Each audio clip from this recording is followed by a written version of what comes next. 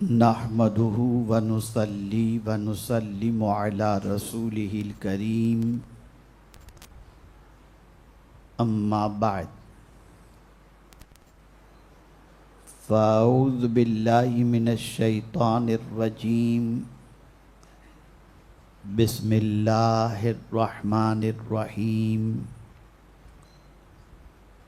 إن الذين يتلون كتاب الله وأقاموا الصلاة وأنفقوا مما رزقناهم سرا وعلانية يرجون تجارة لن تبور ليوفيهم أجورهم ويزيدهم من فضله إنه غفور شكور صدق اللہ العظیم۔ لست تکریم خطیب و امام مسجد ہذا و دیگر سادات کرام، علماء ذوی الاحترام، حاضرین و ناظرین، السلام علیکم ورحمۃ اللہ وبرکاتہ۔ میرے پیارے آقا صلی اللہ تعالی علیہ وسلم کے پیارے دیوانوں،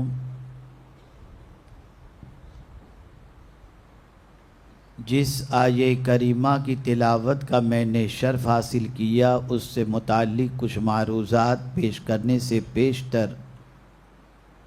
آقا کریم رؤوف و رحیم علیہ التحیۃ و التسلیم کی بارگاہ بے کس پناہ میں جس طریقے سے میں پڑھاؤں، عقیدت و محبت میں ڈوب کر اسی طریقے سے درود و سلام کا نذرانہ پیش کریں۔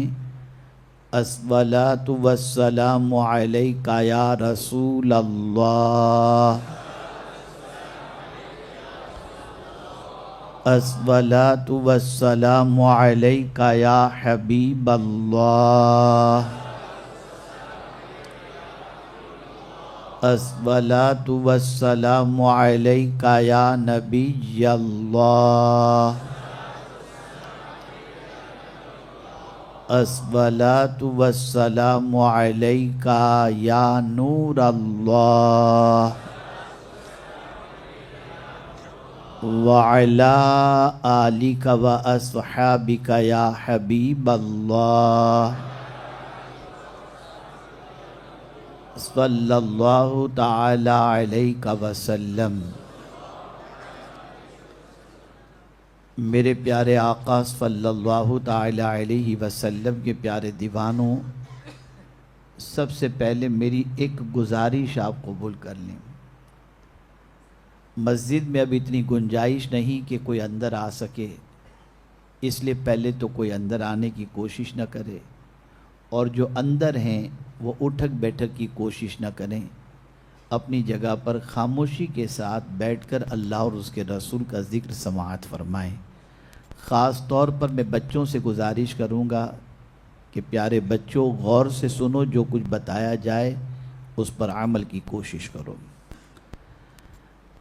میرے پیارے آقا صلی اللہ تعالی علیہ وسلم کے پیارے دیوانوں، آج کی میری گفتگو کا موضوع ہے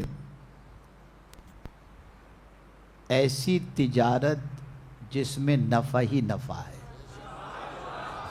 شاید ہی دنیا میں کوئی ایسی تجارت ہو جس میں دونوں پہلو نہ ہوں۔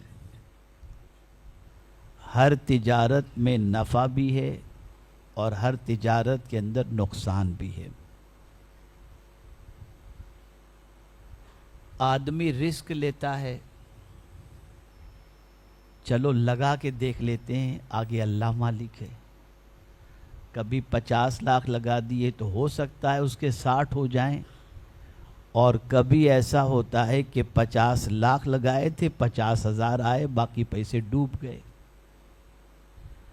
اور ایک چھوٹی سی بات عرض کرتا ہوا چلوں، نفع ہوتا ہے تو انسان نہیں کہتا کہ نفع ہوا ہے، لیکن نقصان ہو تو پوری دنیا کو خبر ہو جاتی ہے۔ یہ ایک انسان کی فطرت میں ہے۔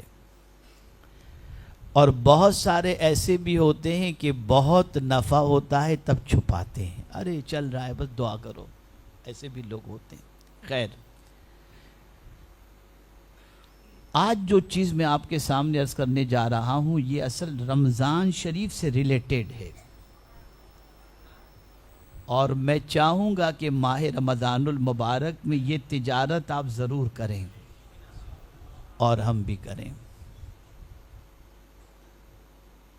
سب سے پہلے تو یہ عقیدہ رکھیں اور یہ ذہن رکھیں کہ وَمَنْ أَصْدَقُ مِنَ اللَّهِ قِيلًا، سب سے زیادہ سچی بات اللہ کی ہے۔ دوسری چیز ان اللہ لا یخلف المیعاد، کہ بے شک اللہ وعدہ خلافی نہیں فرماتا۔ یہ عقیدہ اپنا رکھیں تاکہ آگے کی بات اچھی طرح سمجھ میں آ سکے۔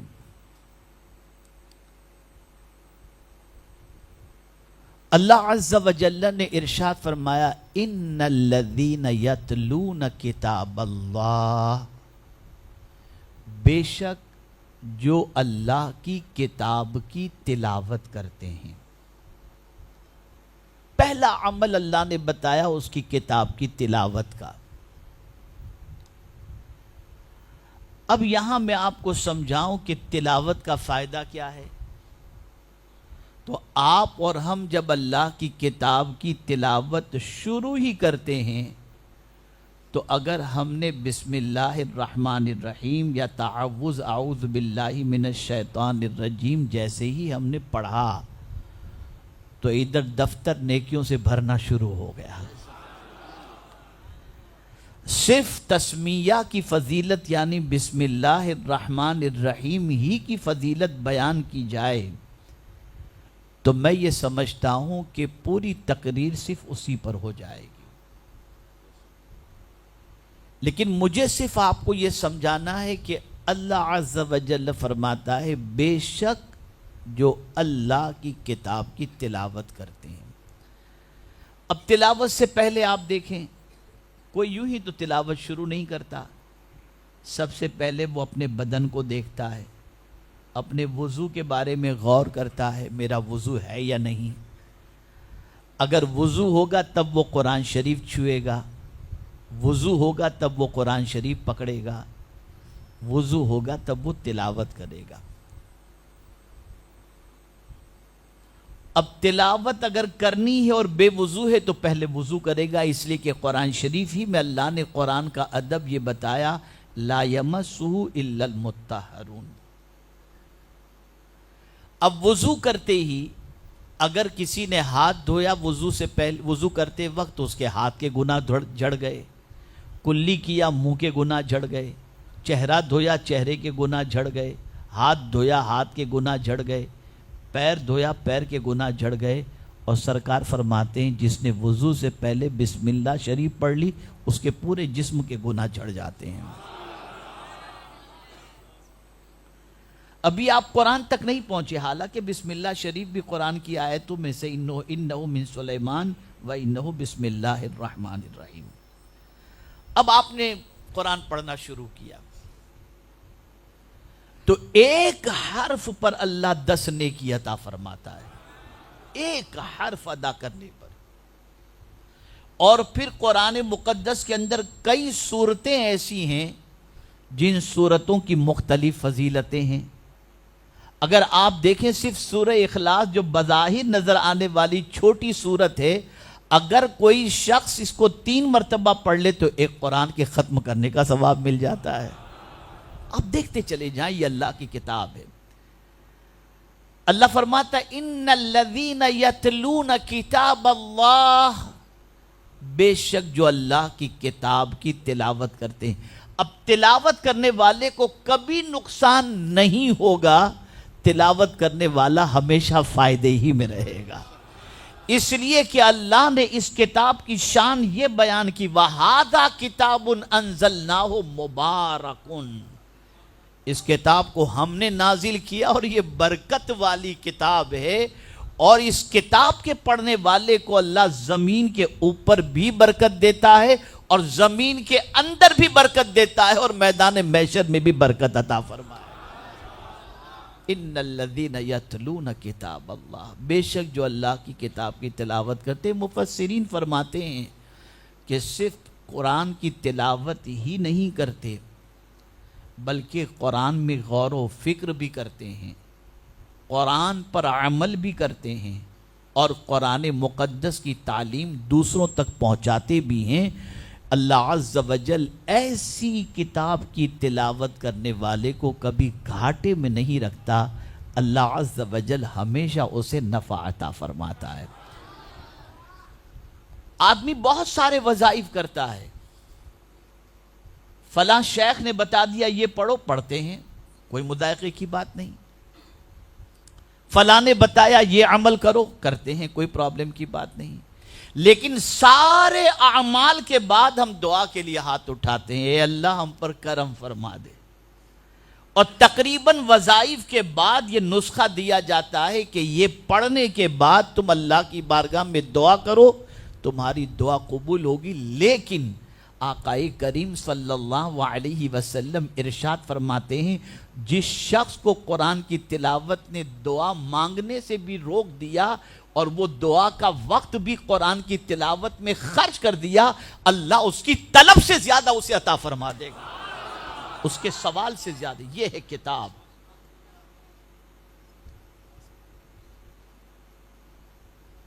آقا کریم صلی اللہ علیہ وسلم نے ارشاد فرمایا، افضل عبادت امتی قراءۃ القرآن، افضل ترین عبادت میری امت کے لیے جو ہے وہ قرآن شریف پڑھنا ہے۔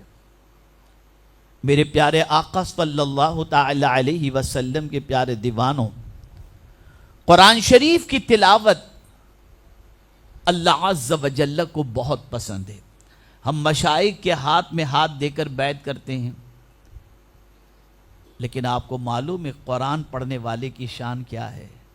آقا کریم صلی اللہ علیہ وسلم ارشاد فرماتے ہیں، ایک رسی ہے، اس کا ایک سرا اللہ کے دست قدرت میں ہے اور دوسرا سرا معلق ہے، لیکن جب کوئی قرآن پڑھتا ہے تو وہ سرا اس کے ہاتھ میں آ جاتا ہے، پتہ چلا وہ قرآن پڑھتا ہے تو اللہ کا دست قدرت گویا وہ تھام رہا ہے۔ یہ ہے قرآن۔ میرے پیارے آقا صلی اللہ تعالی علیہ وسلم کے پیارے دیوانوں، صحابہ کرام علیہم الرضوان کے معمولات کو دیکھیں، خود آقا کریم صلی اللہ علیہ وسلم کے معمولات کو دیکھیں گے تو آپ کو پتہ چلے گا کہ کبھی کبھی آقا کریم صلی اللہ علیہ وسلم ایک آیت کی تلاوت میں پوری رات خرچ کر دیا کرتے تھے، ایک آیت کی تلاوت۔ اللہ کی کتاب کی تلاوت اللہ کو بہت پسند ہے، بلکہ فرمایا گیا کہ جو شخص قرآن شریف کی تلاوت کرتا ہے اس کے منہ سے نکلنے والی خوشبو اللہ کو بے پناہ پسند ہے۔ میرے پیارے آقا صلی اللہ تعالی علیہ وسلم کے پیارے دیوانوں، یہ وہ کتاب ہے جو رسول اعظم صلی اللہ علیہ وسلم پر نازل ہوئی۔ جس رسول پر نازل ہوئی اس رسول سے بھی پروردگار نے فرمایا، اتل ما اوحی الیک من الکتاب، جو میں نے تم پر وحی کی ہے میرے محبوب اس کی تلاوت کرو۔ آقا کریم صلی اللہ علیہ وسلم کثرت سے قرآن شریف کی تلاوت فرماتے، صحابہ کرام علیہم الرضوان کثرت سے قرآن شریف کی تلاوت فرماتے، تابعین کثرت سے قرآن شریف کی تلاوت فرماتے، بلکہ اللہ اکبر، میرے پیارے آقا صلی اللہ تعالی علیہ وسلم کے پیارے دیوانوں، جو شخص دنیا میں قرآن شریف کی تلاوت کا عادی ہوگا، آپ جانتے ہیں قبر میں بھی اس کے دل کو بہلانے کے لیے اللہ اسے قرآن پڑھنے کی اجازت عطا فرمائے گا۔ اور جو حافظ قرآن کو حفظ کرتے کرتے ابھی پورا حافظ نہیں ہوا، ادھورا تھا اور اسے موت واقع ہو گئی، قبر میں اللہ عز و جل ایک فرشتے کو مقرر فرمائے گا جو اسے قبر میں پورا قرآن یاد کرا دے گا۔ یہ کوئی معمولی کتاب نہیں ہے. اس کتاب کی صرف ایک سورت کے بارے میں آقا کریم صلی اللہ علیہ وسلم نے فرمایا سورہ ملک، جسے سورۃ المجادلہ بھی کہتے ہیں. یہ سورہ ملک اتنی عظیم ہے کہ جو شخص روزانہ سورہ ملک کی تلاوت کا عادی ہوگا، جب وہ مر جائے گا اور اس کے گناہ اتنے زیادہ ہوں گے کہ جنت کا حقدار نہیں ہوگا، اور اللہ عز و جل اپنے عدل سے اسے جہنم میں جانے کا حکم دے گا، تو سورہ ملک اس کے اور اس بندے کی جہنم اور اس کے درمیان آڑ بن کر کے کھڑی ہو جائے گی. اللہ سے عرض کرے گی مولا اسے جہنم میں نہیں جانے دوں گی. اللہ فرمائے گا اس کے اعمال اتنے خراب ہیں، گناہ اتنے بہت زیادہ کیے، میری نافرمانی کی ہے، اس کے لیے عدل یہی ہے کہ اسے جہنم میں ڈال دیا جائے. یہ اللہ سے سورت جھگڑا کرے گی اور کیا کہے گی جانتے ہیں؟ یہ سورت کہے گی مولا یا تو میری سفارش قبول کر ورنہ اپنی کتاب سے مجھے نکال دے. اللہ سورہ ملک کی سفارش قبول کر کے اس بندے کو جنت عطا فرما دے. یہ ہے قرآن. ایک دور تھا کہ مسلمانوں کے گھروں کی پہچان قرآن کی تلاوت تھی، اور آج یہ دور ہے کہ مسلمانوں کے گھروں کی پہچان گانے، غزلیں، قوالی اور پتہ نہیں کیا کیا ساری چیزیں، یہ مسلمانوں کے گھروں کی پہچان ہے. آپ ہر کاروبار کی طرف بڑھتے ہو، ہر کاروبار کے لیے مشائخ سے وظیفے لیتے ہو، ہر کاروبار کے لیے ائمہ سے علماء سے وظیفے لیتے ہو کہ ایسا کوئی وظیفہ بتا دو جس سے ہمارے مال کے اندر برکت ہو اور تجارت میں نفع ہو. میں آپ کو آج ایک وظیفہ دے رہا ہوں، اللہ کی کتاب کی تلاوت کے عادی بن جاؤ، کبھی تم گھاٹے میں رہو گے ہی نہیں، کبھی خسارے میں نہیں رہو گے. ان الذین یتلون کتاب اللہ. میرے پیارے آقا صلی اللہ تعالی علیہ وسلم کے پیارے دیوانوں، حضرت عبداللہ ابن مسعود رضی اللہ المولا تبارک و تعالی عنہ کی حیات طیبہ کو آپ پڑھیں. ان کے صاحبزادے فرماتے ہیں کہ ماہ رمضان المبارک کے اندر قرآن شریف کی تلاوت میں اتنے منہمک ہو جاتے کہ کسی اور چیز کی خبر تک نہیں ہوتی. اور امام آدم ابو حنیفہ علیہ رحمہ کا حال کیا تھا؟ تو فرمایا گیا، امام ابو یوسف فرماتے ہیں کہ امام اعظم ابو حنیفہ رحمت اللہ تعالی علیہ ماہ رمضان المبارک کے اندر 62 قرآن شریف ختم کرتے تھے، اور آخری عشرے کے اندر ہم نے نہیں دیکھا کہ امام اعظم کسی سے بات کرتے ہوں، وہ پورا عشرہ قرآن کی تلاوت میں خرچ کر دیا کرتے تھے. آج یوٹیوب پر خرچ ہو رہا ہے، شاپنگ میں خرچ ہو رہا ہے آخری عشرہ، آج گناہوں میں خرچ ہو رہا ہے. یہ ساری تکلیفوں کی وجہ بھی میں قرآن کی ایک آیت کے ذریعے سمجھا دوں. بہت بڑی نعمت ہے قرآن. اللہ نے اس نعمت کے بارے میں فرمایا کہ اس کو پا کر کے خوشی مناؤ. قل بفضل اللہ وبرحمتہ فبذلک فلیفرحوا. اس کے اندر فضل سے مراد قرآن بھی ہے اور رحمت سے مراد اسلام بھی ہے. یہ بھی مفسرین کا ایک قول ہے. اللہ فرماتا ہے وَاعْتَصِمُوا بِحَبْلِ اللَّهِ جَمِيعًا. اللہ کی رسی کو مضبوطی سے پکڑو. بلکہ خود حضور صلی اللہ علیہ وسلم سے اللہ نے فرمایا فَاسْتَمْسِكْ بِالَّذِي أُوحِيَ. میرے محبوب میں نے جو تم کو وحی کی اسے پکڑ کے رکھو. میں حیران ہوں جس پر قرآن نازل ہوا اللہ اسے تو اس کتاب کو پکڑنے کا حکم دے، اور اس کتاب کا ماننے والا مسلمان کتاب کو چھوڑے بیٹھا ہوا ہے، چھوڑے بیٹھا ہوا ہے. بلکہ ماہ رمضان میں دیکھیے گا نکل آئیں گے بیڈمنٹن بھی، کرکٹ بھی. جو کسی رات میں نہیں کھیلتے وہ بھی ماہ رمضان میں کھیلنا شروع کر دیتے. اب سنیے اس کا عذاب بھی سن لیجئے. اللہ نے فرمایا لَإِن شَكَرْتُمْ لَأَزِيدَنَّكُمْ وَلَئِن كَفَرْتُمْ إِنَّ عَذَابِي لَشَدِيدٌ. اگر تم شکر کرو گے ہم تمہیں زیادہ عطا کریں گے، اور اگر تم نے ناشکری کی تو بے شک میرا عذاب بہت سخت ترین ہے. آج جتنی مصیبتیں دروازوں پر دستک دے رہی ہیں یہ اللہ کی نعمتوں کی ناقدری کی وجہ سے ہے. ورنہ وہ کریم جب نعمتیں دیتا ہے تو چھینتا نہیں ہے. ہماری غلطیوں کی وجہ سے نعمتیں ہمارے ہاتھوں سے چلی جاتی ہیں. اس کو بھی قرآن نے کہا ذالک بان اللہ لم یکن مغیرا نعمتا انعمها علی قوم حتی یغیروا ما بانفسہم. ہم جب تک نہیں بدلتے نعمت ہمارے پاس رہتی ہے. ہم بگڑ گئے, نعمت چلی گئی. آج ماہ رمضان میں سب سے پہلا پلان کیا ہوتا ہے؟ 8 دن پہلے سموسا, کٹلیس, بس یہ سب پلان چل رہا ہے. یہ پلان نہیں ہوتا کتنے ختم قرآن شریف کے کریں گے. یہ پلان نہیں ہوتا کہ کتنا قرآن شریف سمجھیں گے. یہ پلان نہیں ہوتا کہ کتنی قضائے عمری ادا کریں گے. یہ پلان نہیں ہوتا کہ ہم اللہ عز و جل سے استغفار کس طریقے سے کریں گے. الا ماشاء اللہ. بس یہ پلان ہوتا ہے صبح سے لے کر صبح صادق سے لے کر غروب آفتاب تک تو کھانے پینے سے بچ جاتے ہیں, اور جو افطار سے کھانا شروع کرتے ہیں تو سحری تک ہمیشہ کے مقابلے میں 10 گنا زیادہ کھا لیتے ہیں. یہ حال ہے, یہ حال ہے.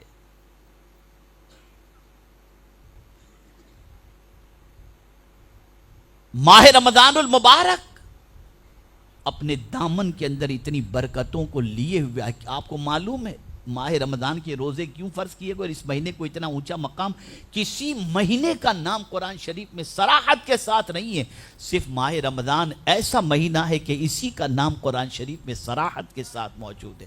اور وجہ بیان فرمائی شہر رمضان الذی انزل فیہ القرآن. رمضان کا مہینہ جس میں قرآن نازل کیا گیا. وہ عظیم ترین کتاب جو ہمارا کوئی مر جائے تو ہم چاہتے ہیں کہ جلدی سے قرآن خوانی کرو تاکہ قرآن پڑھ کر اس کو بخشا جائے تو قبر میں راحت پہنچے. یہ قرآن اسی مہینے میں نازل ہوا. اور تعجب کی بات ہے جس مہینے میں قرآن نازل ہوا آج کا مسلمان اس مہینے کے اندر بھی قرآن شریف کی تلاوت کا شوق اپنے اندر پیدا نہیں کرتا. پڑھو قرآن شریف, تلاوت کرو قرآن شریف. انسانوں کی زندگی میں انقلاب جو پیدا ہوتا ہے وہ قرآن کے ذریعے پیدا ہوتا ہے. یہ ایسی اللہ کی عظیم ترین کتاب ہے کہ جو اس کو تھام لے اور اس کے ذریعے امت مسلمہ کی اور اپنی اولاد کی تقدیر کو سنوارنا چاہے تو قرآن کہتا ہے والذین یمسکون بالکتاب واقاموا الصلاۃ انا لا نضیع اجر المصلحین. یہ وہ کتاب ہے, یہ وہ عظیم ترین کتاب ہے. ایک چھوٹا سا آپ کی سوچ کے اعتبار سے سمجھاؤں تو بات جلدی سمجھ میں آ جائے گی. چلیے مسجد میں آپ دیکھ لیجئے قرآن ہم جہاں بیٹھے ہیں اس سے نیچے ہے یا قرآن اوپر رکھا ہوا ہے؟ بھئی جواب دیجئے نا یار, سو تو نہیں رہے ہیں آپ لوگ, تو ذرا جواب دیجئے تاکہ میں سمجھوں کہ آپ بھی سمجھ رہے ہیں. کہاں رکھتے ہیں قرآن؟ آپ کے گھر میں قرآن نیچے ہوتا ہے اوپر ہوتا ہے؟ یہ قرآن آپ کی سوچ بنا رہا ہے کہ اے خدا کے بندو, فطرت میں اللہ نے یہ بات رکھی ہے کہ میری جگہ نیچے نہیں ہے, میری جگہ اوپر ہے. مجھے تھام لو, جہاں میں رہوں گی وہاں تمہیں رکھوں گی. تو جو قرآن تھام لے گا یہ قرآن اسے بلندی عطا کرے گا. مولا علی کرم اللہ تعالی وجہہ الکریم میدان جنگ کے اندر فرماتے ہیں گھوڑے کی ایک زین پر ایک قدم اور دوسرے پر دوسرا قدم رکھتے تک وہ پورا قرآن ختم کر لیا کرتے. 4 ائمہ ایسے ہیں جنہوں نے ایک رکعت میں پورا قرآن ختم کیا. اس میں سے حضرت عثمان غنی رضی اللہ تعالیٰ عنہ ہیں اور حضرت امام اعظم رضی اللہ تعالیٰ عنہ اور حضرت کعب رضی اللہ تعالیٰ عنہ اور ایک اور صحابی ہیں. ایک رکعت میں پورا قرآن, ایک رکعت میں پورا قرآن. اب تھوڑی سی اصلاح کرتے ہوئے چلو. اگر میں اس وقت آپ مجمع میں سے اگر کسی کو کھڑا کر کے کہوں کہ سورہ فاتحہ پوری اچھی طریقے سے سنا دو, نہیں سنا سکے, نہیں سنا سکے. اور اگر کہوں کہ آپ کے بچوں کو انگلش میں بات کرنے آتی, ارے حضرت ہمارا تو 3 سال کا بچہ بھی انگلش میں پھڑ پھڑ بولتا ہے. قرآن نہیں آتا, قرآن نہیں آتا. آپ نے ابھی اپنے ماتھے کی آنکھوں سے دیکھا کچھ حفاظ فارغ ہوئے, کچھ قراء فارغ ہوئے, کچھ عالم فارغ ہوئے. آپ کے شہر میں یہ ادارہ قائم کیوں کیا گیا؟ کیا وجہ ہے اس کی؟ اس کی سب سے بڑی وجہ یہ ہے کہ تعلیم قرآن عام ہو، تعلق بالقرآن عام ہو۔ مجھے کبھی کبھی بڑا تعجب ہوتا ہے کہ ہمارے یہاں حفاظ اور علماء کی وہ قدر نہیں ہوتی جو قدر ہونی چاہیے، وہ قدر نہیں ہوتی۔ آپ جانتے ہیں سرکار صلی اللہ علیہ وسلم حافظوں کی کتنی قدر کرتے تھے؟ اگر جنگ کے اندر کچھ صحابہ شہید ہوتے تو بلندی پر سرکار صلی اللہ علیہ وسلم حافظ قرآن کو دفن فرماتے تھے۔ اتنا اہتمام، اتنا خیال۔ آج ہم ڈاکٹر کی قدر کرتے ہیں، کرو، لائر کی قدر کرتے ہیں، کرو، لیکن حافظ قرآن کوئی معمولی شخص کا نام نہیں ہے۔ یہ وہ شخص ہے حافظ قرآن، اس کا وہ مرتبہ ہے کہ قیامت کے دن 10 ایسے لوگ جن پر جہنم واجب ہو چکا ہوگا، کہ ڈکلیئر کر دیا گیا ہوگا کہ یہ جہنمی ہیں، حافظ سے کہا جائے گا ان جہنمیوں میں سے 10 لوگوں کا ہاتھ پکڑ اور اپنے ساتھ لے کر جنت میں چلا جا۔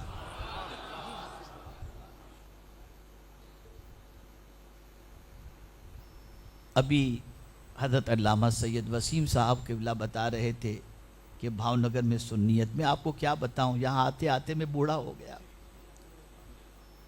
آیا تھا جب پہلی بار تو کالی داڑھی تھی، مجھے پہلا اجتماع آج بھی یاد ہے۔ تلاوت، نعت شریف، بیان، سنت، ذکر، دعا سب میں نے اکیلے نے کی، کوئی ایک بھی نہیں تھا یہاں پر۔ پورا اجتماع مجھے یاد ہے کہ میں نے اکیلے نے کیا تھا، اور اس موقع پر میری نظر کے سامنے بالکل کلین شیو، کورے چٹے عبدالرزاق بھائی بیٹھے ہوئے تھے، ایک دم کلین شیو۔ بیان کے بعد ملے، ان کو میں نے تھوڑا سا سمجھایا، اور پھر اس کے بعد اللہ نے کرم فرمایا، اللہ نے ہدایت دی، اور انہوں نے کام کا بیڑا اٹھایا، پھر چل پڑا کام، الحمدللہ چل رہا ہے۔ اور یہ بات اچھی طریقے سے یاد رکھیں، ہمارا منشا اور تحریک کا منشا یہ نہیں کہ آپ مجھ سے قریب ہوں، اس لیے کہ میں تو سراپا خطا کار ہوں۔ ہمارا مقصد ایک ہی ہے، مدینے والے سے قریب ہو جائے۔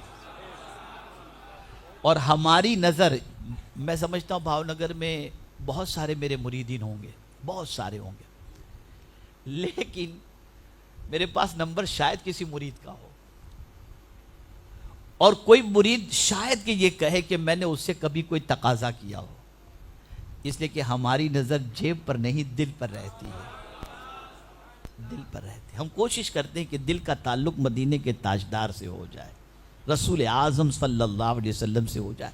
بہت محبت کی یہاں کے ساتھیوں نے، اور یہاں جب کچھ نہیں تھا، الحمدللہ رب العالمین اللہ نے کرم فرمایا، اور یہاں سنیت کو نکھارنے کے لیے اللہ تعالیٰ نے سنی دعوت اسلامی کو خدمت کا موقع عطا فرمایا۔ اور پھر کہتے ہیں، میں اکیلا ہی چلا تھا جانب منزل، مگر لوگ ساتھ آتے گئے اور کارواں بنتا گیا۔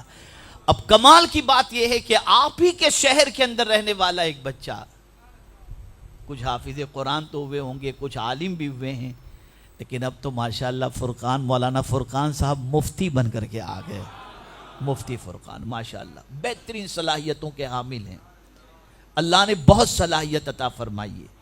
ہم نے اپنے اعتبار سے ان کی بہت اچھی طریقے سے جانچ کی، اللہ نے بڑا کرم فرمایا۔ اور جانتے ہیں آپ، ان کے والد بھی اول روز سے سنی دعوت اسلامی سے جڑے رہے، اور انہوں نے اپنے بیٹے کو اس راستے میں ڈالا، تو سنی دعوت اسلامی نے آپ کے بھاؤ نگر کو، آپ کے بھاؤ نگر کا ایک مفتی عطا فرما دیا۔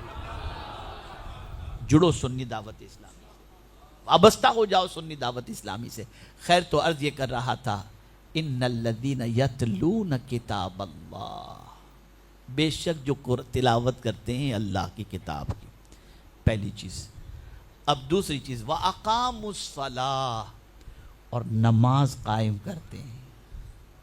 یاد رکھیے گا، یتلون کتاب اللہ سے مفسرین فرماتے ہیں اس سے مراد قرآن پر غور و فکر کرنا، تلاوت بھی کرتے ہیں، غور و فکر بھی کرتے ہیں، اور اس پر عمل بھی کرتے ہیں۔ اور دوسری چیز، وَأَقَامُوا الصَّلَاةَ، اور نماز قائم کرتے ہیں۔ قائم کرنا اور پڑھنا الگ چیز ہے۔ قائم کرنا یہ ہے کہ کبھی ان کی نماز قضا نہیں ہوتی، اور قضا تو بہت دور کی بات، وقت کے اختتام پر اور اینڈ کے اندر نہیں بلکہ پہلے ہی سے تیار ہو کر اپنی نماز کی تیاری میں مصروف ہو کر نماز قائم کرتے ہیں. اس کے سارے ارکان و شرائط کی پابندی کے ساتھ وہ نماز پڑھتے ہیں, وہ نماز قائم کرتے ہیں. نماز اللہ اللہ اتنی افضل ترین عبادت ہے, اتنی افضل ترین عبادت ہے کہ سرکار صلی اللہ علیہ وسلم کو جب کبھی بے قراری ہوتی تو حضرت بلال سے فرماتے ارحنا یا بلال, اے بلال مجھے راحت پہنچاؤ. حضرت بلال مصلی بچھاتے, سرکار نماز ادا فرماتے, آقا کریم صلی اللہ علیہ وسلم کو راحت مل جاتی. میں آپ کو بتاؤں وہ کون سی مصیبت ہے جس کے لیے اللہ نے نماز نہیں رکھی. بارش نہیں ہوتی, نماز پڑھو, نماز استسقاء. سورج گہن, نماز کسوف ادا کرو. گناہ ہو گیا, صلاۃ التوبہ پڑھو. کوئی حاجت ہے, صلاۃ الحاجت پڑھو. ارے خوشی ہے عید کا دن, نماز پڑھو, 2 رکعت پڑھو. اگر سب سے بڑا ٹینشن کہ تمہارا کوئی انتقال کر گیا, نماز جنازہ پڑھو. خوشی میں بھی نماز ہے اور غم میں بھی نماز ہے. یہ ہے نماز. اس لیے کہ آپ کو معلوم ہے جب بندہ سجدے میں جاتا ہے نا تو میرے مولا کو اس سجدے میں جانے والا بندہ اتنا پیارا لگتا ہے کہ وہ سجدے میں جانے والا ہاتھ بھی بچھا دیتا ہے, گھٹنے بھی بچھا دیتا ہے, پیشانی بھی رکھ دیتا ہے, ناک بھی رکھ دیتا ہے, پورا وجود اس کی بارگاہ میں جب جھکا دیتا ہے تو اللہ فرماتا ہے تو میرے سامنے جھکا ہے, اب تجھے کسی کے سامنے جھکنے نہیں دیا جائے گا. اور وہ بندہ اللہ سے قریب ہو جاتا ہے. میرے پیارے آقا صلی اللہ علیہ وسلم کے پیارے دیوانوں, اس لیے فرمایا گیا یا ایھا الذین آمنوا استعینوا بالصبر والصلاۃ, اے ایمان والو صبر اور نماز سے مدد طلب کرو. تھوڑا سا اس کو سمجھا دوں. پہلے صبر کا ذکر, پھر نماز کا ذکر. صبر کوئی معمولی چیز کا نام نہیں, بہت طاقت چاہیے اس کے لیے. صبر بہت بڑی چیز ہے. آدمی مصیبت زدہ جو ہوتا ہے وہ جب صبر کرتا ہے تو آدمی اس کو ترس کی نگاہ سے دیکھتا ہے, بیچارہ بہت پریشان ہے یار. کبھی کبھی تو سوچتا ہے کہ سلام کروں گا تو گلے لگ جائے گا, پریشانی پیدا کر دے گا, یہ دو وہ تو, میں بہت پریشان ہوں. یہ کیفیت ہے. لیکن یہ صبر کرنے والے کی شان جانتے ہیں آپ؟ قرآن کہتا ہے قیامت کے دن فرشتے صبر کرنے والے کو سلام کریں گے, سلام علیکم بما صبرتم فنعم عقبی الدار. یہ قرآن کہہ رہا ہے. یہ ہے صبر کرنے والے کا مقام. یہ دنیا دار الامتحان ہے, دار الابتلاء ہے. یہاں اگر کوئی سوچے کہ مصیبت نہیں آئے گی تو یہ مصیبتوں ہی کا تو گھر ہے, مصیبتوں کا ہی گھر ہے. یہاں راحت نہیں. اور صبر اتنی عظیم چیز ہے کہ اللہ عز و جل نے اپنے محبوب صلی اللہ علیہ وسلم سے فرمایا وَاصْبِرْ كَمَا صَبَرَ أُولُو الْعَزْمِ مِنَ الرُّسُلِ. لیکن کبھی کبھی ایسا ہوتا ہے کہ آدمی ہے نا, مٹی کا بنا ہوا ہے, تھک جاتا ہے, یار اب تو صبر نہیں ہوتا, صبر کا پیمانہ لبریز ہو گیا. کبھی آدمی کسی کو جھکانا چاہتا ہے کہ یہ میرے سامنے جھک جائے, اتنا ظلم اتنا ظلم اتنا ظلم کہ میرے سامنے جھک جائے, اس کا صبر کا پیمانہ لبریز ہو جاتا ہے. تو اب پروردگار فرماتے تجھے یہ جھکانا چاہتا ہے نا, تیرے صبر کا پیمانہ لبریز ہو گیا نا, میرے بندے اس کے سامنے مت جھکنا, صلاۃ نماز سے مدد طلب کر, میرے سامنے جھک جا, میں تیری ساری تکلیفوں کو دور کر دوں گا. یہ ہے صبر و صلاۃ. اس لیے تقریباً مصیبتوں کے لیے نماز رکھی گئی, تقریباً پریشانیوں کے لیے نماز رکھی گئی. اور جو شخص جان بوجھ کر کے نماز قضا کرتا ہے, آقا کریم صلی اللہ علیہ وسلم فرماتے اللہ اور اس کے رسول اس سے بری الذمہ ہیں, اور اللہ اپنا دست امان اس پر سے اٹھا لیتا ہے.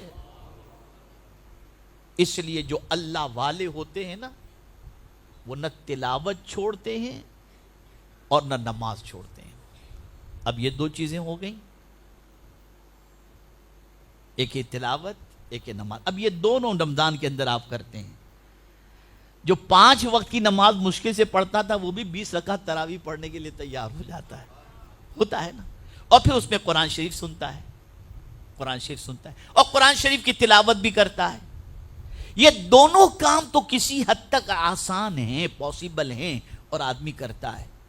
اب تیسرا کام قرآن نے بتایا وَأَنفَقُوا مِمَّا رَزَقْنَاهُمْ سِرًّا وَعَلَانِيَةً، اور ہم نے جو ان کو روزی دی ہے اس میں سے دکھا کر اور چھپا کر ہماری راہ میں خرچ کرتے ہیں. وَأَنفَقُوا مِمَّا رَزَقْنَاهُمْ، ہم نے جو ان کو روزی دی. یہاں سے یہ بات سمجھ میں آئی کہ کوئی آدمی یہ سمجھتا ہو کہ میرے پاس جو دولت ہے وہ میری کمائی، میری محنت کا صلہ ہے. میاں اپنی محنت کو چھوڑو، یہ سب کچھ اللہ کا فضل ہے. اللہ یبسط الرزق لمن یشاء ویقدر، اللہ جس کا چاہے رزق کشادہ کر دے اور جس کا چاہے تنگ کر دے. اب یہاں میں آپ کو بتا دوں مالدار ہونا گناہ کا کام ہے؟ نہیں، بالکل نہیں. بلکہ صدیق اکبر رضی اللہ تعالیٰ عنہ کی مالدار ہونے کی دعا ہے. وہ خود دعا کرتے تھے اللہم ابسط علی فی الرزق، لیکن آگے کہتے تھے وزہد منہ، اے اللہ میرے رزق کو کشادہ کر دے اور اس سے مجھے بے نیاز کر دے. دل لگا ہو تو مال میں نہیں، تیری محبت میں میرا دل لگا ہوا ہو، لیکن دے مال. اور پھر آپ دیکھیں کہ اس مال کو استعمال صدیق اکبر رضی اللہ تعالیٰ عنہ نے کہاں کیا. رسول اعظم صلی اللہ علیہ وسلم ارشاد فرماتے ہیں ابو بکر کے مال نے مجھے سب سے زیادہ نفع پہنچایا ہے. یہ حضور فرما رہے ہیں. اور ابو بکر کے اس نفع پہنچانے کا بدلہ قیامت کے دن اللہ عطا فرمائے گا. اور جب صدیق اکبر سے پوچھا گیا آپ کو کیا پسند ہے تو کہتے انفاق مالی علی رسول اللہ، میرا مال حضور پر قربان کرنا یہ مجھے بہت پسند ہے. بلکہ میں آپ کو بتاؤں سرکار صلی اللہ علیہ وسلم فرماتے ہیں ابو بکر کے مال میں میں اس طرح تصرف کرتا جیسے میرا ہی مال ہے. سوچئے آپ. تو جو چھپا کر اللہ کے نام پہ دیتے ہیں اور جو دکھا کر، یہاں سرہ کا لفظ پہلے آیا. اب یہ وقت نہیں کہ میں آپ کو سمجھاؤں کہ انفاق، اسراف اور تبذیر، یہ قرآن شریف میں 3 الفاظ آئے ہیں خرچ کرنے کے حوالے سے. ایک ہے انفاق، ایک ہے اسراف اور ایک ہے تبذیر. ان المبذرین کانوا اخوان الشیاطین کلوا واشربوا ولا تسرفوا انہ لا یحب المسرفین. یہ دونوں جو اسراف اور تبذیر ہے اس کو اللہ پسند نہیں فرماتا. لیکن انفاق کو اللہ کتنا پسند کرتا ہے معلوم ہے؟ اللہ اکبر، اللہ اکبر. اللہ فرماتا ہے میری کتاب متقین کے لیے ہدایت کی کتاب ہے. اور متقین ہیں کون؟ ھدی للمتقین الذین یؤمنون بالغیب ویقیمون الصلاۃ ومما رزقناہم ینفقون. متقی جو ہوتے ہیں وہ لٹاتے ہیں، اللہ کے نام پر قربان کرتے ہیں. اور یہاں یہ بھی بتا دوں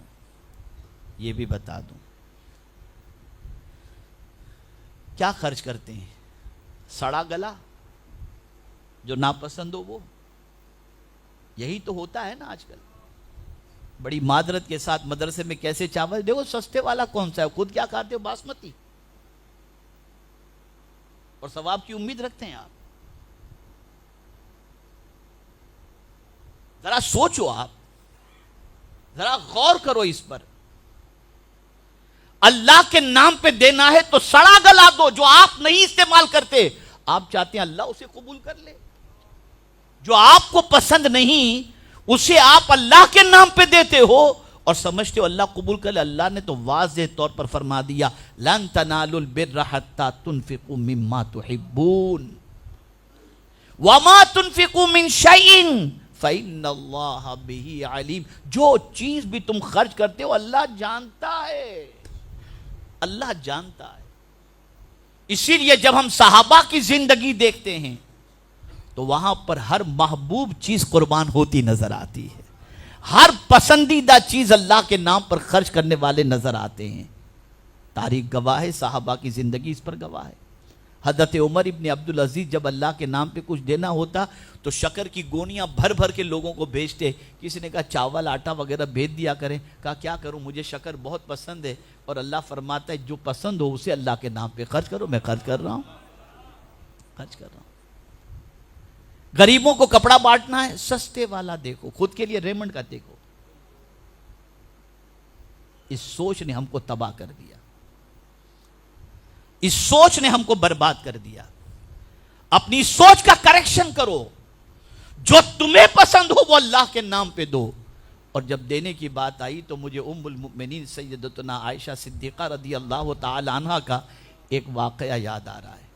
سرکار صلی اللہ علیہ وسلم ان گھر میں تشریف لائے تو ام المؤمنین درہم کو دھو رہی تھی پانی سے اچھی طریقے سے. سرکار صلی اللہ علیہ وسلم نے دیکھا تو ارشاد فرمایا, حمیرہ کیا کر رہی ہو؟ عرض کرتی ہیں سرکار میں نے سنا ہے آپ سے کہ صدقہ غریب کے ہاتھ میں جانے سے پہلے اللہ کے دست قدرت میں پہنچ جاتا ہے, تو میں نے سوچا اسے اتنا اچھی طریقے سے دھو لوں تاکہ میرے رب کے دست قدرت میں پہنچے تو میرا مولا راضی ہو جائے. یہ سوچ ہے, یہ سوچ ہے, یہ فکر ہے. اور یہاں فرمایا چھپا کر پہلے ذکر کیا پھر اعلانیہ. جو چھپا کر اللہ کے نام پہ دیتے ہیں اور دکھا کر. اور یاد رکھیں صدقے کی ایک فضیلت کے اندر یہ بھی آیا ہے کہ وہ صدقہ سب سے افضل جو دائیں ہاتھ سے دو تو بائیں ہاتھ کو پتہ تک نہ چلے, پتہ تک نہ چلے.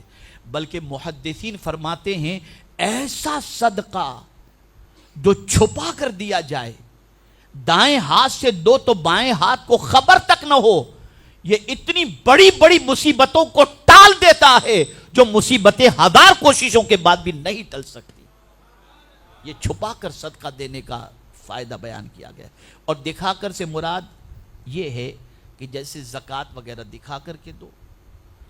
اس کی وجہ یہ ہے کہ اگر زکوٰۃ بھی تم دکھا کر نہیں دو گے تو لوگ کہیں گے تو اتنا بخیل ہے زکوٰۃ بھی نہیں نکالتا. اور ترغیب کے لیے لوگوں کو دینے کا شوق پیدا ہو. تو پہلے ذکر آیا انفاق کے سلسلے میں کیا, سرا چھپا کر, وعلانیہ اور دکھا کر, یہ دونوں. اب قرآن کیا کہتا ہے, قربان جائیے, اللہ اکبر. 3 چیزوں کا ذکر, یتلون کتاب اللہ واقاموا الصلاۃ وانفقوا مما رزقناہم سرا وعلانیہ. اب یہ 3 کام کرنے والے کتنا بڑا بزنس کر رہے ہیں, کتنا بڑا بزنس. اللہ فرماتا ہے یرجون تجارت لن تبور, ایسی بزنس کے امیدوار اور تجارت کے امیدوار ہیں جس میں ہرگز نقصان ہے ہی نہیں. یہ اللہ فرماتا ہے لن آیا ہے, لن تبور, ہرگز نقصان نہیں ہے. یہ کوئی اور نہیں کہہ رہا, یہ پالنہار حقیقی کہہ رہا ہے, یہ معبود برحق کہہ رہا ہے, جو دینا چاہے تو پل کے جھپکتے انسان کو بہت کچھ عطا کر دے. اس نے کہہ دیا کہ یہ 3 کام تم کرو تم کبھی گھاٹے میں نہیں رہو گے, کبھی ہرگز گھاٹے میں نہیں رہو گے.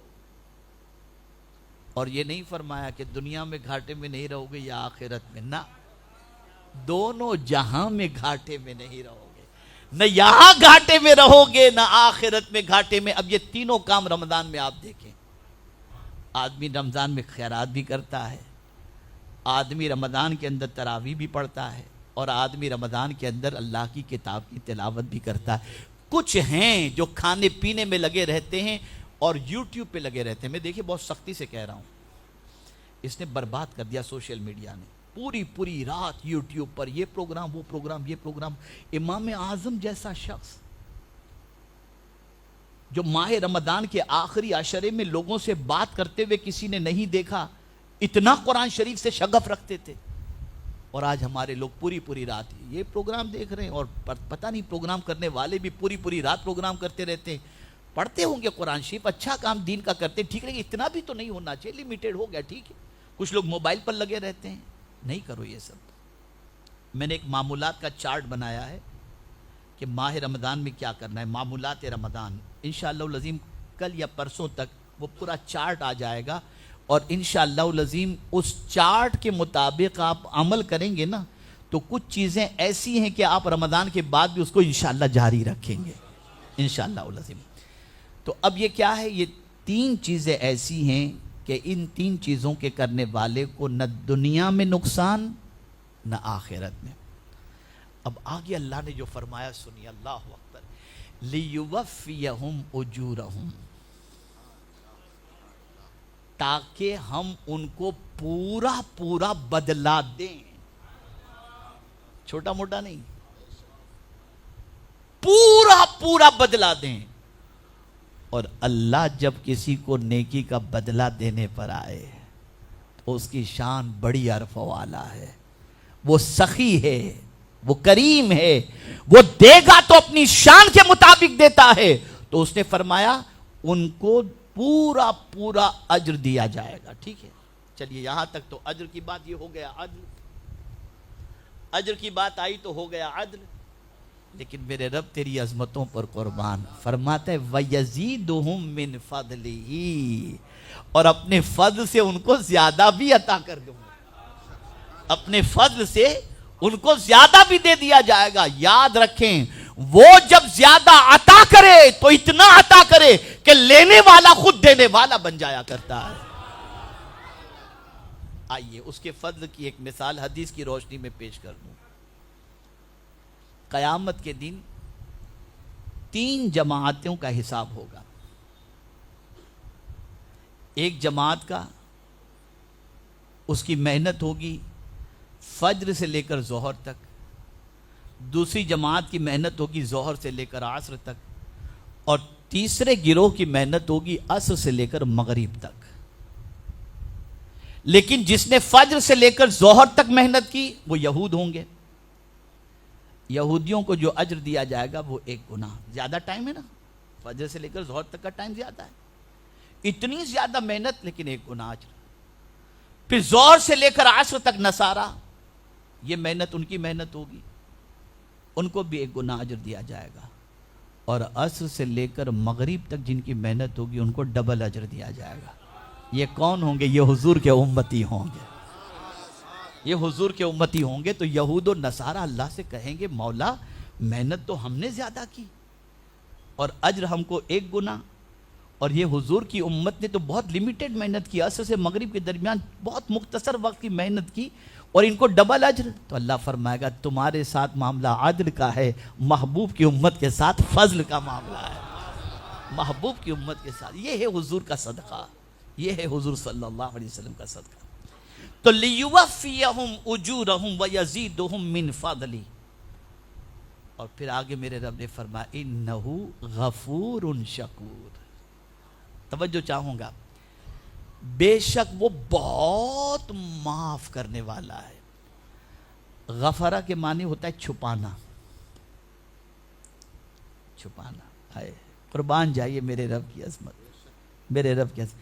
تم نے چھپا کے صدقہ دیا تھا نا، چھپا کے صدقہ دیا تھا نا، آج ہم تمہارے عیبوں کو بھی چھپا دیتے ہیں، تمہاری غلطیوں کو معاف بھی کر دیتے ہیں اور تمہارے عیبوں پر پردہ ڈال دیتے ہیں۔ تو نے چھپ کر کے میری راہ میں دیا، میں نے بھی تیرے گناہ کو چھپا دیا۔ یہاں تک حدیث شریف کے اندر ہے کہ ایک گنہگار کو پروردگار اپنی چادر رحمت میں لے گا اور اسے فرمائے گا بتا تو نے یہ گناہ کیا نا، وہ کہے گا ہاں ہاں دیکھ میں نے تجھے چھپا لیا نا، دنیا میں بھی چھپا کے رکھا تھا، یہاں بھی میں نے تیرے عیب کو چھپا لیا۔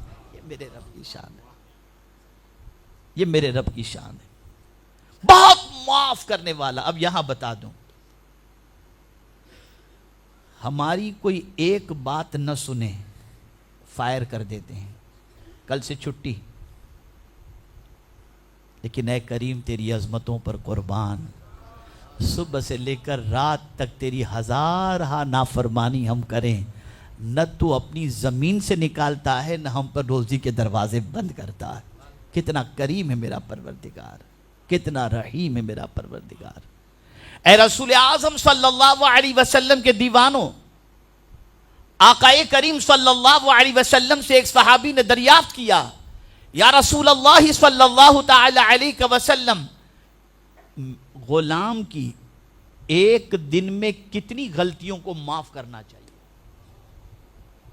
وہ سارے سیٹ سن لیں جن کے پاس ملازمین ہیں، غور سے سنیں۔ آقا سے پوچھا گیا صلی اللہ علیہ وسلم، ایک غلام کی دن میں کتنی غلطیاں معاف کرنی چاہیے؟ تو میرے آقا صلی اللہ علیہ وسلم فرماتے 70 غلطیاں اگر ایک دن میں کرے تو اسے معاف کر دو۔ معاف کرنے والے کو اللہ پسند فرماتا ہے، اس سے محبت فرماتا ہے۔ اور پھر کیا فرمائے؟ شکور، وہ بہت زیادہ معاف کرنے والا ہے اور بہت زیادہ شکر۔ اللہ کس کا شکر ادا کرے گا؟ یہاں شکر سے مراد قدر ہے۔ اللہ تعالیٰ بہت زیادہ قدر کرنے والا ہے، یعنی اے بندے تو نے تلاوت بھی کی، اے بندے تو نے نماز بھی قائم کی، اے بندے تجھ کو میں نے جو دیا تھا میرے نام پر تو نے خرچ بھی کیا، دکھا کر کے بھی خرچ کیا، چھپا کر کے بھی خرچ کیا، تو اب میرے بندے سن، میں تیرے گناہوں کو بھی معاف کرتا ہوں اور تیری نیکیوں کی میں قدر کرتا ہوں، اور قدر یہ ہے کہ اپنے فضل سے تجھے جنت کا حقدار بنا دیتا ہوں، اور تجھے کبھی اس چیز کے اندر خسارہ نہیں ہوگا۔ یہی وجہ ہے کہ تنگی کے زمانے میں صوفیہ اللہ کے نام پہ زیادہ لٹاتے تھے، اس لیے کہ کہتے تھے اس سے تجارت میں کبھی نقصان ہوتا ہی نہیں، ہوتا ہی نہیں۔ تو عرض کرنے کا منشا یہ ہے کہ ایک سیزن آ رہا ہے، بھئی دیکھئے نا 50% چھوٹ سیل لگ جاتا ہے، بھاگتا ہے آدمی، بھئی 3 دن کے لیے اسپیشل ڈسکاؤنٹ، آدمی بھاگتا ہے۔ اس کریم کی عظمتوں پر قربان جائیے، اس کی ذات ساری تمثیل سے پاک ہے، وہ بھی ہمیں ثواب کا بتا رہا ہے۔ نفل کرو گے فرض کا ثواب، فرض ادا کرو گے 70 فرضوں کا ثواب۔ شیطان پریشان کرتا ہے، اس کو قید کر دوں گا، آؤ تم آؤ تو صحیح، میرے پاس آ جاؤ، میری بارگاہ میں آ جاؤ، وہ بلا رہا ہے۔ خوش نصیب ہے وہ بندہ جو ماہ رمضان کا احترام کرتا ہے اور ماہ رمضان کو عبادت اور ریاضت میں اپنے ماہ رمضان کے اوقات کو گزارتا ہے۔ یاد رکھیں میرے پیارے آقا صلی اللہ علیہ وسلم کے پیارے دیوانوں، کبھی بھی یہ نہ سوچنا کہ اللہ کے نام پر دیں گے تو کم ہوگا۔ جس نے کہا دو، وہی دینے کا صلہ بھی عطا فرمائے گا، اور جب وہ عطا کرے گا تو اپنی شان کے مطابق عطا کرے گا۔ بس ایک آخری بات عرض کر دوں، ایک سٹھانی تھی، اس کی ایک نوکرانی تھی، نوکرانی کا برتھ ڈے آیا تو سٹھانی گئی مارکیٹ کے اندر، کا جو سب سے سستی اور ٹھیک ٹھاک کوئی ڈریس ہو تو بتا دو، سستے والا ڈریس لی اور سٹھانی نے اپنی نوکرانی کو گفٹ کیا۔ پھر سٹھانی کا وقت آیا برتھ ڈے کا، تو اب یہ نوکرانی گئی مارکیٹ کے اندر، جو سب سے بہترین سوٹ ہو تو فرق دیکھیے آپ۔ یہاں سے یہ بات سمجھ میں آئی، غریب کا دل بہت بڑا ہوتا ہے، بڑا ہوتا ہے، یقین مانے بہت بڑا ہوتا ہے، اور اسی لیے غریب جنت میں بھی امیر سے 500 سال پہلے چلا جائے گا۔ یہ حدیث شریف۔ میں یہ نہیں کہتا کہ امیروں کا دل نہیں ہوتا، ایسے بھی امیر ہیں، میں آپ کو کیا بتاؤں، ہمیں تو سابقہ پڑتا ہے نا، ہم تو جانتے ہیں، بے روک ٹوک کہتے ہیں حضرت کوئی ٹینشن لینے کی ضرورت نہیں ہے، آپ پلان بنائیے، اللہ کریم میں سب ہو جائے گا، ایسے بھی۔ اور پھر ہم دیکھتے ہیں وہ جتنا دیتے ہیں اس کا کئی گنا زیادہ اللہ ان کو عطا فرماتا ہے۔ لیکن ایک بات ہمیشہ یاد رکھیے گا، دو اللہ کے لیے،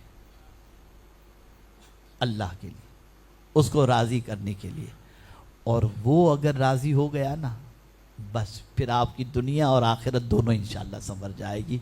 یہ مختصر سی باتیں تھیں، میں کئی دنوں سے مسلسل سفر میں ہوں، آج بھی جمعہ سے پہلے 12 بجے میں ممبئی پہنچا اور 2 رکعت پڑھا کر فوراً ایئرپورٹ بھاگا، اور ایئرپورٹ سے یہاں سیدھا آیا۔ راستے میں صرف استنجا کے لیے ایک صاحب کے گھر پر جو ہے وہ رکے اور استنجا کیا، وضو کیا اور ایک گرین ٹی تھوڑی سی پیا اور سیدھا یہاں آ گیا۔ تو بس اتنا ہی میں نے جتنا عرض کیا، بس کوشش کریں ماہ رمضان میں کثرت سے تلاوت کریں، ماہ رمضان کے اندر قضائے عمری ادا کریں، ماہ رمضان میں صلاۃ التسبیح ادا کریں، ماہ رمضان میں زیادہ سے زیادہ وقت اللہ کی کتاب کی تلاوت کرنے میں، قرآن سمجھنے میں، ترجمے کے ساتھ پڑھنے میں، اس پر عمل کرنے کے اندر گزاریں، اور اسی کے ساتھ ساتھ اللہ نے جو دیا ہے چھپا کر کے بھی دو، دکھا کر کے بھی دو۔ اللہ نے فرمایا یہ ایسی تجارت ہے کہ ہرگز اس میں گھاٹا نہیں ہے، اور جب اللہ نے کہہ دیا گھاٹا نہیں تو کبھی گھاٹا ہو ہی نہیں سکتا، ہمیشہ فائدہ ہی فائدہ ہوگا۔ اللہ رب العزت جل جلالہ آقا کریم صلی اللہ علیہ وسلم کے صدق و طفیل ہمارے جامعہ قادریہ کے جملہ اساتذہ، طلباء اور اس مسجد کے الحمدللہ ٹرسٹی، امام، ان سب کو اللہ تعالیٰ دونوں جہاں کی خوشیاں نصیب فرمائے، اور پروردگار سب کی خدمات جلیلہ کو اپنی بارگاہ میں قبول فرمائے، اور ہم سب کو ایسی تجارت کی توفیق عطا فرمائے جس تجارت میں کوئی گھاٹا ہو ہی نہیں۔ اللہ اپنی رضا والی زندگی نصیب فرمائے۔ وما علینا الا البلاغ المبین۔ السلام علیکم ورحمۃ اللہ وبرکاتہ۔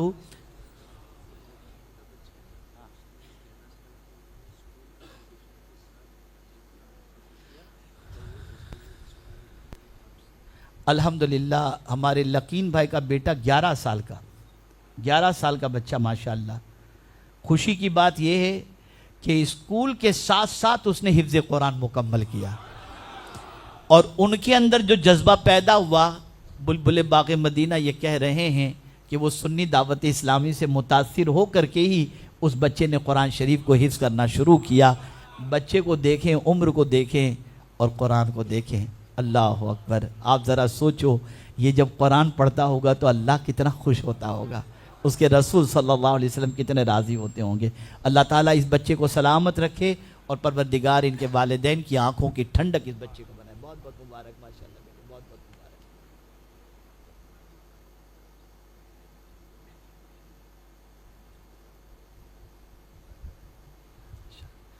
ہمارے عبدالرؤف بھائی کلاسک والے کی طرف سے الحمدللہ ہمارے مفتی فرقان صاحب جو اس شہر کے پہلے مفتی بن کر کے آئے ہیں، تو اس کی خوشی میں ان کو مدینہ بھیجیں گے انشاءاللہ۔ یہ ہوتا ہے، مدینے والے کا کرم ہوتا ہے، ایسے ہی ہوتا ہے، ماشاءاللہ ایسے ہی ہوتا ہے۔ وہ قاری صاحب پڑھتے ہیں نا، نہیں مال و زر تو کیا غم، میں غریب ہوں یہی نا، میرے عشق تو ہی لے چل مجھے جانب مدینہ۔ سرکار بلاتے ہیں سرکار۔ اور میں آپ کو ایک چلیے مدینے جانے کا وظیفہ بتا دوں، وظیفہ بتا دوں۔ 3 وظیفے ہیں، قاری صاحب کو معلوم ہے۔ پہلا وظیفہ یہ ہے کہ کوئی سامان لے لیں آپ، مگا وغیرہ، گلاس وغیرہ، جو آپ کی طاقت ہو۔ آپ یہ نہ دیکھیں کہ میرے پاس پیسہ نہیں، میں کیسے جا سکوں گا، نہیں، آپ گلاس مگا کچھ لے لیں، اس پر لکھ دیں سامان مدینہ، میں اس کو مدینے میں یوز کروں گا، بس رکھ دیجئے، پھر دیکھیے سرکار کا کرم کیسے ہوتا ہے۔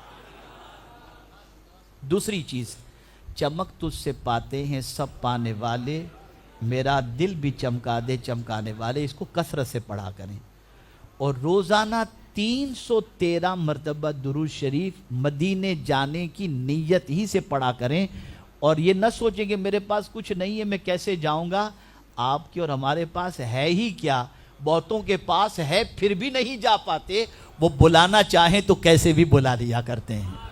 ممبئی میں ہمارے ایک ساتھی جو سائیکل پر چلتے ہیں، سائیکل پر، آج بھی سائیکل پر ہی چلتے، آج بھی سائیکل پر، کبھی انہوں نے سوچا بھی نہیں تھا کہ مدینہ شریف جائیں گے، اب اتنا گئے اور اتنا جاتے ہیں کہ شاید ہم سے آگے نکل گئے ہوں۔ کرم کی بات ہے، بس کنیکشن مضبوط رکھو، تعلق مضبوط رکھو۔ اللہ تعالیٰ ہم سب پر کرم کی نظر فرمائے۔ آپ سب سے میری گزارش ہے، سنی دعوت اسلامی سے وابستہ ہوں، اس تحریک کو فروغ دینے کے اندر جد و جہد کریں، اس تحریک کے لیے محنت و مشقت کریں، اس تحریک کے ساتھ وابستہ ہو کر تحریک کے کام کے لیے آگے بڑھیں۔ اللہ تعالی ہم سب پر کرم کی نظر فرمائے۔